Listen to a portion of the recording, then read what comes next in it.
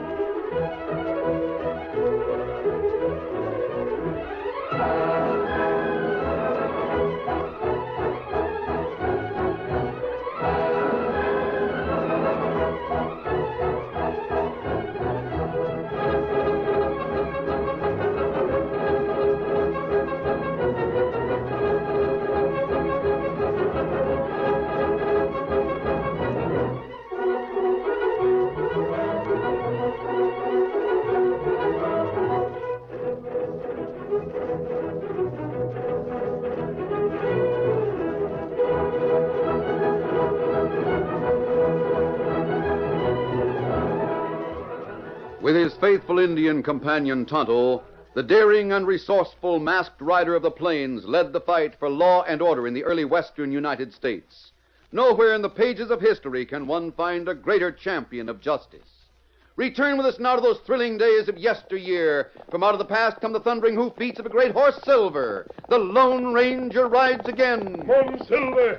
Let's go, big fellow. I'll Silver. Away!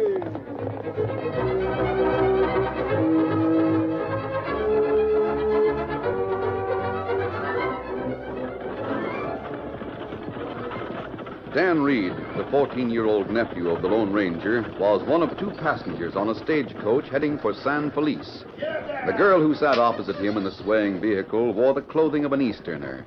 She had introduced herself as Kate Marbury. Oh, no, Dan. I'm not a school teacher, even though I may look like one. Oh, it's not that you look like one, Miss Marbury. It's the way you talk. Maybe that's because I've been to school in St. Louis. In St. Louis, huh? I went to a school in California for a while. Oh, did you? Uh-huh, but I left before I graduated. Oh, what a shame. Oh, it wasn't a shame at all. Golly, I've been getting lessons from my... Well, I guess you could call them my partners. Really? Yes, they're teaching me a lot of things besides the stuff you learn in school. I wish I could have stayed in school. Oh, couldn't you? No. I've got to get back to San Felice to take care of the business my father left. Oh. He died a couple of months ago. Oh, gee. Oh, that's a shame. Are you leaving the stage at San Felice? Well, yes, my friends are going to meet me there. I've been visiting some friends over in Osage Oh, County. I see. What was your father's business, Miss Marbury? You aren't very observing, are you, Dan? Well, sure I am, but... Didn't you notice the name on the side of this stagecoach? The name? Marbury Stage Lines. Oh, golly. Well, I never connected the name on the stagecoach with you. Well, it's my name, all right. Are you really going to manage the company all by yourself? Hardly. All I'll have to do is make sure that Mr. Bixby does his job. He's the manager. Oh. Oh, gracious. Oh, golly. What in the world? Something smashed. Are you all right, Miss Marbury? Yes, I guess so. It must have smashed a wheel or an axle or something. Hang on in there. Sit tight. I'll be right down. What happened? You all right, Miss Kate? You all right inside there? I'm all right. How about you there, son? We just got shaken up a little. What happened? Busted axle. Better let me help you out of there. Oh, for a moment, I thought we were going to tip over. We're doggone lucky we didn't. When Bixby hears of this, he's going to be roaring mad. Can you get out all right, son? I'm all right. Is there anything I can do to help? I don't know. How bad a break is it? Well, I don't know. Let me get down on my hands and knees for a look-see. I wonder how far it is to San Felice. See that tall pine just ahead? Well, it's 5 miles from there to town. Of all the ornery cussed luck. Is it bad? It's plenty bad. We couldn't splice that in a million years. It'll take a new axle to get this wagon rolling. What is it? I think I see something. Wait till I crawl under there for a closer look. If it's only 5 miles to town, we can walk. I hope we can, but I don't relish a walk like that in shoes like these. Thunderation! Of all the cussed ornery tricks! Oh, golly. What's the matter? Miss Kate, it's another underhanded double-dealing polecat trick of that double-twisted sidewinder by the name of Tom Turner. What in the world are you talking about? That axle was sawed so it'd break on us. Sawed? Are you sure? You're doggone right, I'm sure, Miss Kate. And just wait till Bixby hears about it. I reckon he's told you about some of Tom Turner's tricks. Yes, he has. And now I'm going to have a showdown with Mr. Tom Turner. I never seen the critter, but I bet I know him on sight. I bet he's got a sneaking weasel-like face and shifty eyes. Here and... comes a rig. Maybe we can get lifted into San Felice. Oh. Hey, rein up a minute. That's what I'm doing. You look like you could do with a lift. We certainly can. Well, I'm going to San Felice, ma'am. Pile in. I better stay here with the horses, Miss Kate. You can tell Bixby to send out a spare axle. Very well. Here are the bags, Miss Marbury. Oh, thanks. Now, just toss them in back there. Let me give you a hand up, Miss Marbury. You know me? Now, I heard the boy here call you by name. Up you go. Oh, thanks. I'll be waiting right here, Miss Kate. Oh, I'll tell Mr. Bixby. Golly, we're sure lucky you came along. Glad to be helpful. Hit up there. Yeah, it's a doggone shame when the stage has an accident with the owner of the line aboard. It looked like an axle. Is that what it was? Yes, and it was no accident.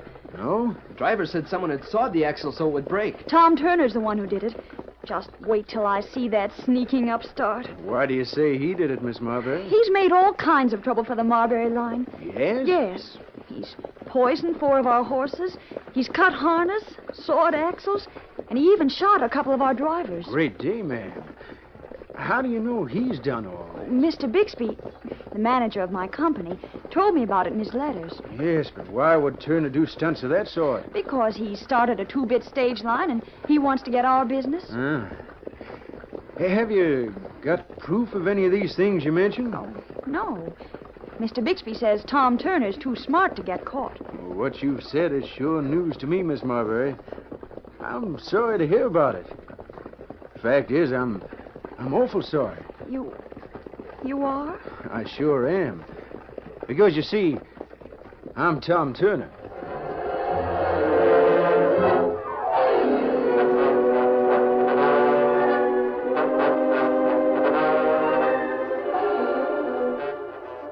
Tonto was waiting with Dan Reed's horse Victor when Tom Turner's wagon reached the town of San Felice.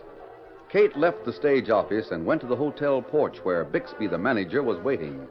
He was furious when he heard what had happened. Miss Marbury, you mean to say Tom Turner brought you to town? What happened to our stage? An axle broke 5 miles east of here. An axle, huh? Yeah. The driver said it had been sawed. More of Turner's work. Mr. Bixby, are you sure he's the one who caused all the trouble? You bet he is. Miss Marbury, he's trying to break this line, and at the rate things are going, he'll do it. Well, he did prove helpful today. He saved me a 5-mile walk. Where's your stage and the driver? On the trail, just beyond the tall pine. I'll send help to him. What? Oh, look! The stable's on fire. Great Scott. Come on, Mr. Bixby. Are there any horses in there? Yes. Get those horses out. Get them out. I'll bet this is more of Tom Turner's work. Get those horses out. Never mind the fire. Just save the horses. Golly, Tonto, Mr. Bixby blames everything on Tom Turner, and I think Tom's all right. You right, Dan.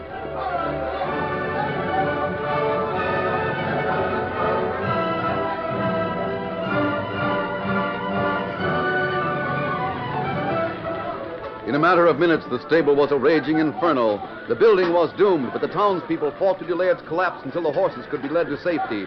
Dan Reed and Tonto pitched in with the others, but unlike the others, they headed for a rear door. They saw a furtive half-breed come through the door and mount a horse. Without a backward glance, he rode away. What do you make of that, Tonto? Why didn't he stay around? Me not know.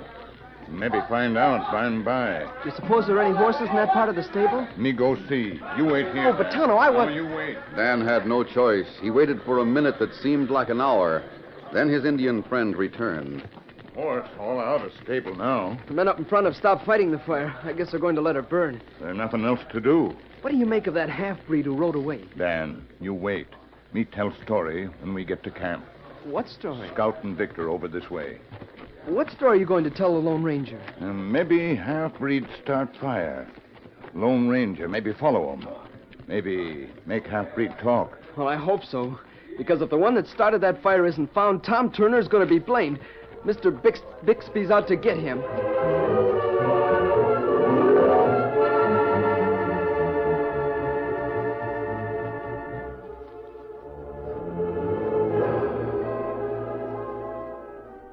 In camp, Dan Reed told the Lone Ranger what he had heard about Tom Turner and about the fire. Then Tonto added to the information. Me go inside to see if horses caught in rear stable. Fire plenty bad in rear. Worse than in front, Tonto? Me smell burning coal oil. Coal oil? That right? So that's what you discovered. Maybe half-breed spill coal oil in stable, make fire go plenty fast. I see. That half-breed certainly acted suspicious when he rode away from the fire. Are you sure he came from the stable? Yes, we saw him.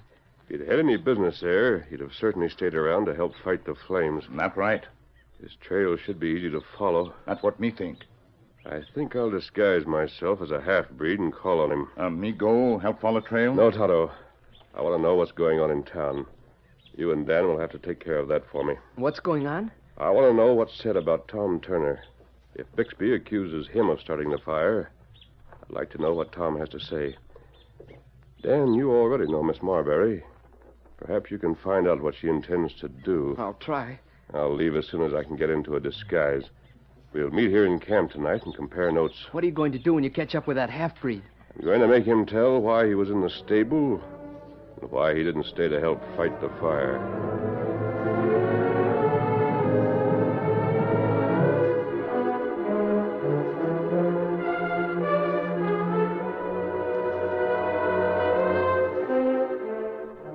The trail of Pedro the half-breed proved quite easy to follow. The Lone Ranger, with his face darkened by stain and wearing clothes of a nondescript nature, reined up after about 3/4 of a mile. 100 yards ahead, he saw an old cabin beside which stood a chestnut horse. A half-caved-in barn stood near the house. He circled to keep the barn between himself and the house and approached closer without being seen. Leaving Silver at ground hitch behind the barn, he strode to the cabin and entered without knocking. Hey, what is this? Buenos dias, senor. Huh? Who are you? You are here alone? What of that? What is your name? I am called Pedro, but what's it to you? Why do you come here without rapping on the door? I come here, Pedro, because I think you were seen while in the stable that it burned. Eh? No. Did you not spill coal oil in that place? Did you not start the fire? Why do you say these things? Many times poor people who have no home climb into a hayloft for a place to sleep. See? It is bad to set a fire without first making sure you do not endanger the life of one like you or like me. You were in the hayloft? You did start the fire. Madre mia. How did you do it? No, stand back. Don't come near me. How did you do it, Pedro? Answer me. Don't come closer. Stand back, I tell you. Oh, Senor Bixby, get this man. He's a witness. That trick is too old, Pedro. You expect me to turn to see you come behind me? Don't bother. What? Now, get him. Bueno. Yeah. Senor Bixby, you came just at the right time. Who is this critter? I don't know, Senor, but he saw me. I'm sure of it. He saw me start the fire. Dead, huh? See? We'll take care of him in short order.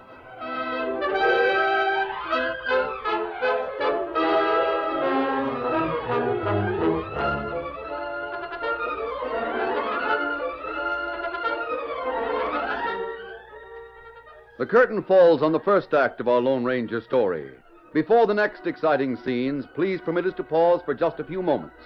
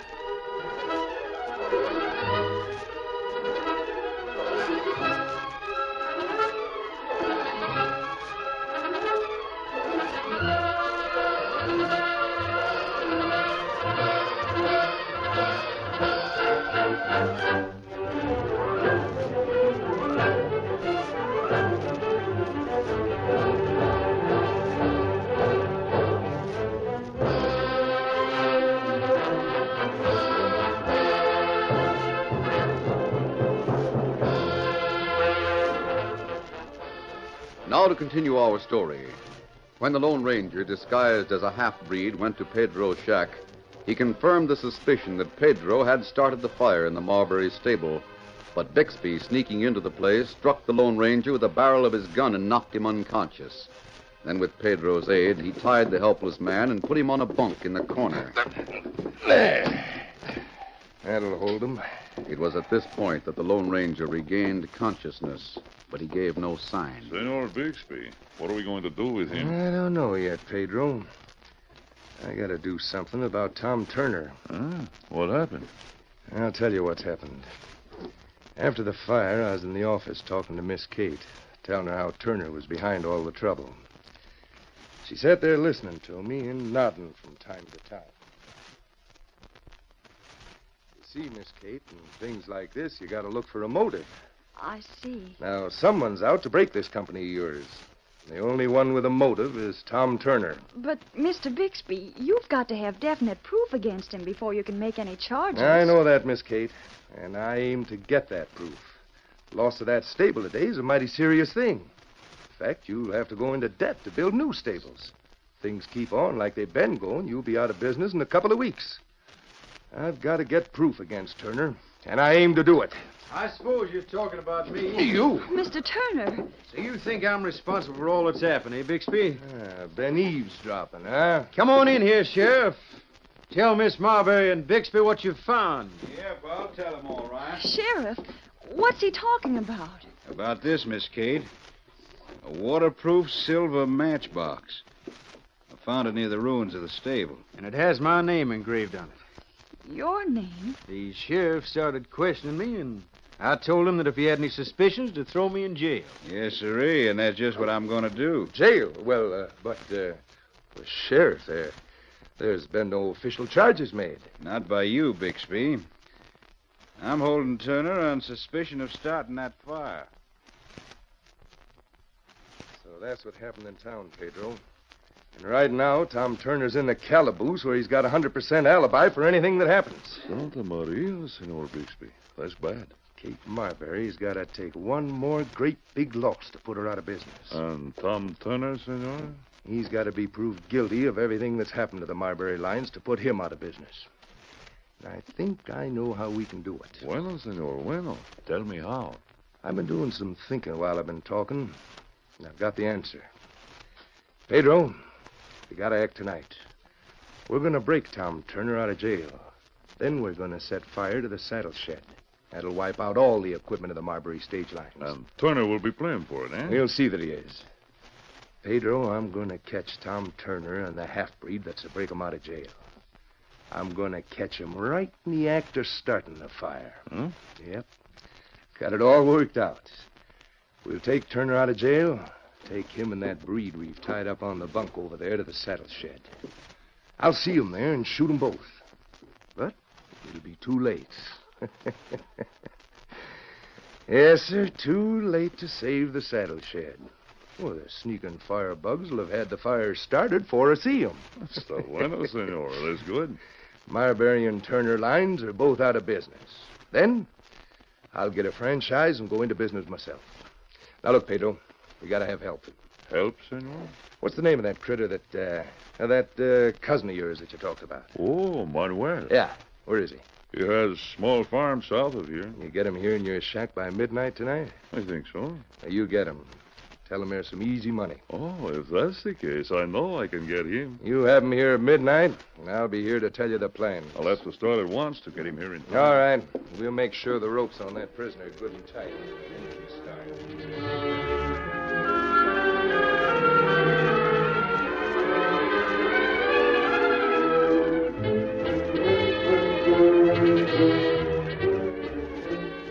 The Lone Ranger was helplessly tied when Bixby set out to return to town, and Pedro left to get his cousin Manuel.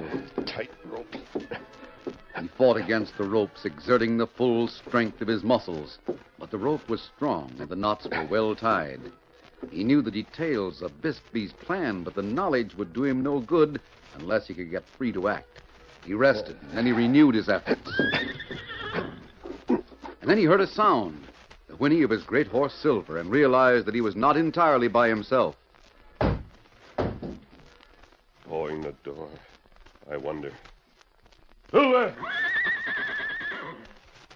on, Silver. Come on, old fellow. Try again, Silver. Your hoofs can knock that door down. Here, Silver. Come on, boy.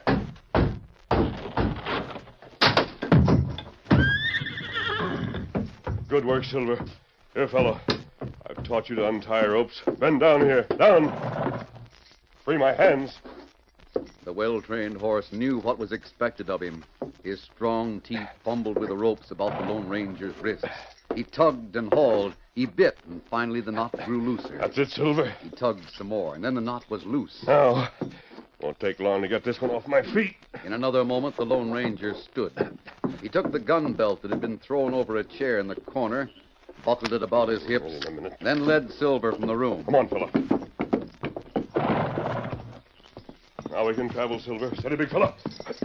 Come on, Silver!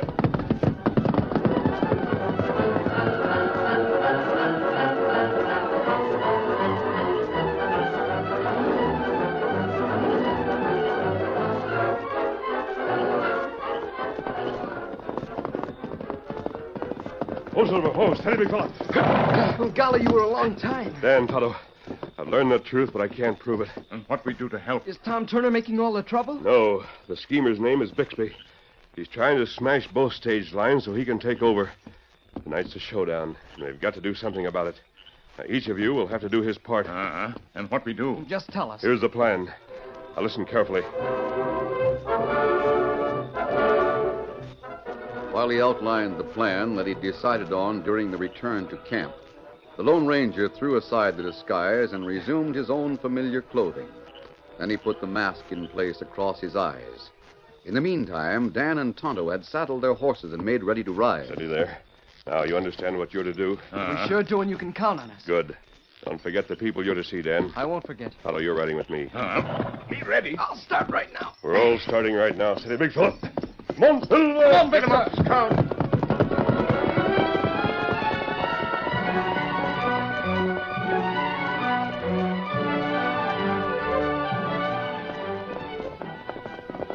The Lone Ranger and Tonto rode hard toward the south until they came to a little gully near the trail. They reined up. Oh, Silver, hold on. Oh, fella. Oh, fella. This good place to wait. Yeah, steady, big fella. Good enough, Tonto. Get the horses out of sight. I don't think we'll have long to wait. In the meantime, Dan reined up in front of Kate Marbury's home. He found the girl inside, studying reports of her most recent losses. Miss Marbury, I've got to speak to you alone. Oh, we're alone, Dan. What's on your mind? It's Tom Turner.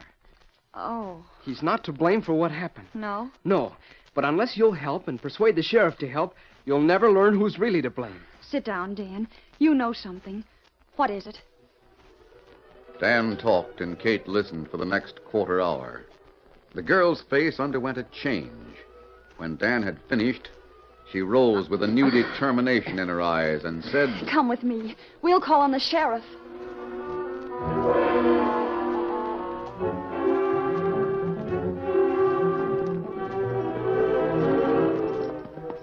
It was midnight when Bixby brought his horse to a halt in front of Pedro's shack. He dismounted, looked around, but the moonlight revealed nothing to indicate that things were not as he expected.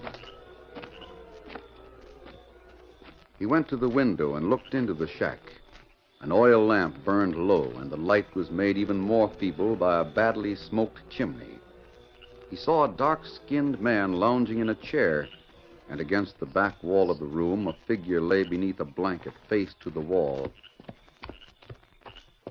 Then Bixby went inside. Take it easy. Senor. Where's Pedro? It's not far, senor. He will be with us soon. You're his cousin Manuel, aren't you? Who else would you expect to find here, senor? How much did Pedro tell you? I hope to hear from you what is to be done. You are Senor Bixby, eh? Yeah. How are you on handling a jailbreak? Senor, I can get anyone out of jail.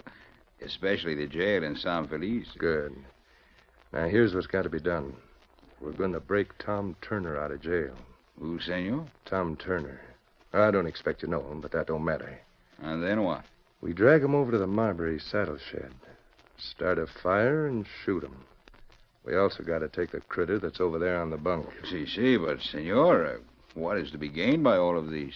Well, didn't Pedro tell you what I aim to do? Oh, Pedro told me very little. Well, a month from now, there'll be one stage line in town. And I'll own it. You'll be well paid for what you do. We'll pull the wool over that addle-headed sheriff's eyes. You will, huh? Yeah. What's that? Now sit still. Senor, You slip, Sheriff. You forgot to talk to suit your disguise. Now, what sort of a trick are you trying to play, huh? All right, Bixby.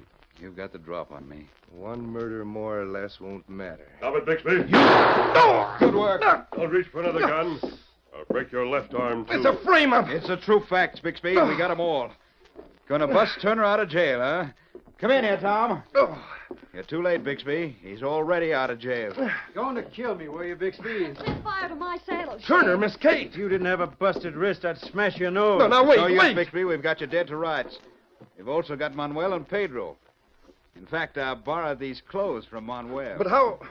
Well, what are you doing here? How did you The know... Lone Ranger waylaid the breeds. He knew your whole plan. The Lone Ranger? Well, that masked man. So he's the one who smashed my wrist. Hey, wait a minute, mister. Don't go. Tom, I guess you can handle things from here. Oh, yeah, but we... Well, I owe my life to you. Oh, Bixby had one good idea, Tom. When he spoke of having just one stage light in San Felice. Why don't you and Miss Marbury join forces? Kate, you hear that? It's not a bad suggestion. You two just postpone talking private matters until we get these crooks in jail. I'll take Bixby. Tom, you bring those two that we left tied up in the woodshed. Gosh, Sheriff, before I do anything else, I want to thank you for letting me out of jail so I could be in on the showdown. Don't thank me, Tom. If you ever see him again, you can thank the Lone Ranger.